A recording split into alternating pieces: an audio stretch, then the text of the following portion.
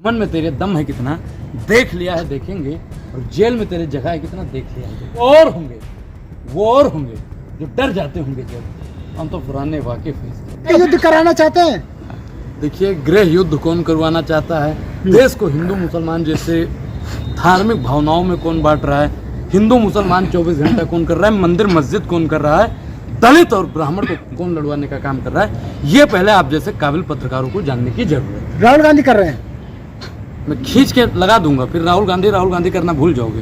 पहले आप मेरी बात को पूरा सुनो। राहुल गांधी को सिर्फ और सिर्फ बदनाम करने की साजिश भारतीय जनता पार्टी जिस प्रकार से कर रही है, राहुल गांधी ने कोई ऐसा काम नहीं किया। और मैं आपको स्पष्ट करूं, राहुल गांधी माफी नहीं मांगेंगे। राहुल गांधी माफी नहीं मांगेंगे। और फिर मैं कहता हूं, राहुल गांधी माफी नहीं मांगेंगे। राहुल गांधी डर गए हैं। सुनिए, राहुल गांधी डर गए हैं। सुन लीजिए आप जी।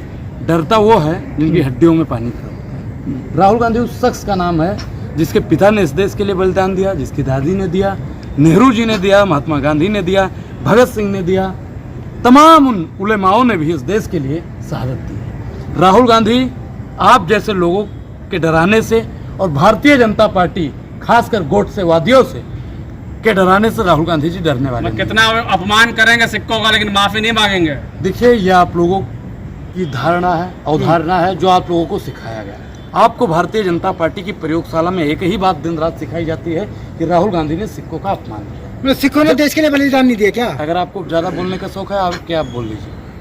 नहीं ना, बोलिए ना। आप बोल लीजिए, हमको बोलने दीजिए। तो मैंने आपको बुलाया नहीं था। अगर टबर टबर बोलना है तो आके बोल लीजिए। मतलब पत्रकार सवाल ना पूछे। सुन लीजिए, पहले आपका चाचा भी बोलने में माहिर है और आप भी बोलने में माहिर हैं, तो मुझे भी एक बार बोलने का मौका दीजिए, क्योंकि जनता भी अब बोलना चाहती है। कौन है इनका चाचा? सुनिए, नरेंद्र मोदी।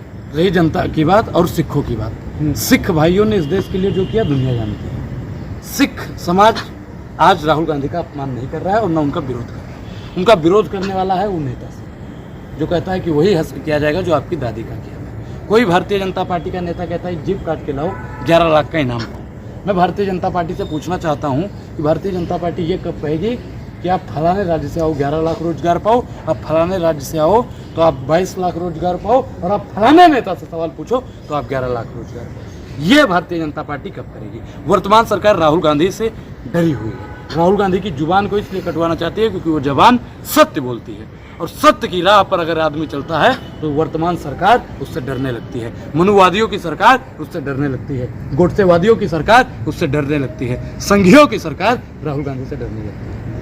हमला कर दिया, जान से मारने की धमकी भी दी जा रही है। देखिए, मैं आपको बता दूं, राहुल गांधी की शर्ट जो है वो व्हाइट है, और जब तक वो शर्ट लाल नहीं कर देंगे तब तक राहुल गांधी पीछे हटने वाले हैं। राहुल गांधी को आप मार सकते हैं, लेकिन राहुल गांधी जैसे तमाम उन युवाओं को जिसके अंदर राहुल गांधी ने हौसला भर दिया, आप उन हौसलों को कहाँ मारेंगे?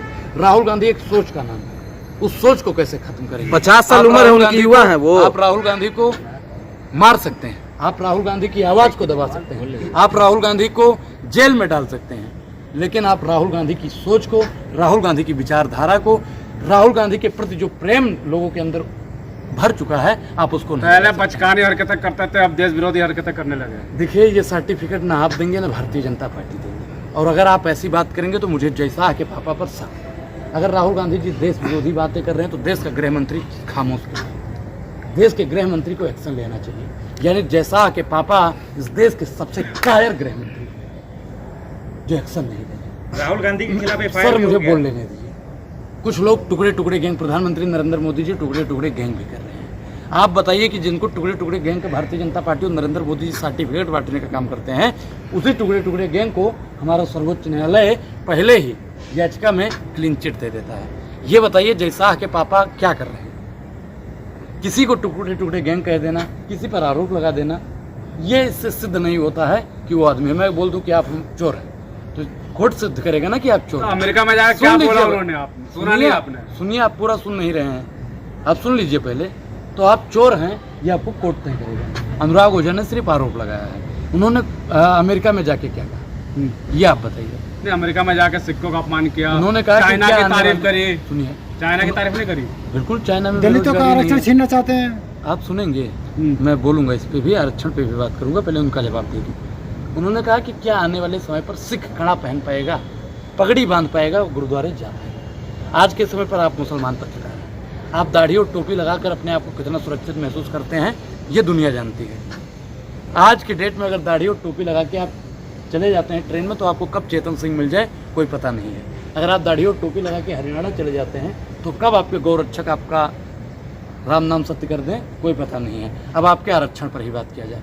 राहुल गांधी जी ने क्या कहा है, आरक्षण को लेकर कोई उन्होंने विरोध नहीं किया है। और मैं आपकी जानकारी के लिए बता दूं, आपको जानकारी का अभाव है। बाबा साहब डॉक्टर भीमराव अम्बेडकर के पोते हैं, उन्होंने स्पष्ट कर दिया है कि राहुल गांधी ने कहा कि जिस दिन जातिवाद खत्म होगा उस दिन हम आरक्षण खत्म करने की सोचेंगे।